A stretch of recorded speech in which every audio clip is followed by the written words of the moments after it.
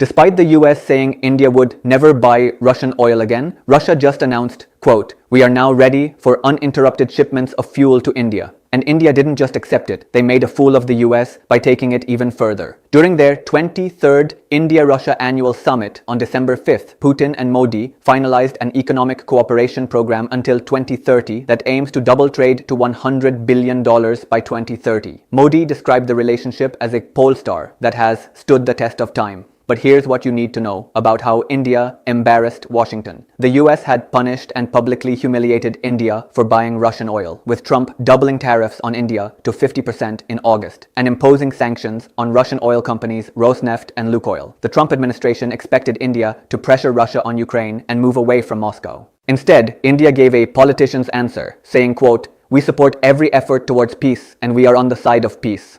Not once did Modi try to pressure Russia to sign a ceasefire deal or end the war on Ukraine. Even worse for US strategy, the two leaders signed over a dozen agreements and MOUs covering health, migration, maritime cooperation, and civil nuclear energy.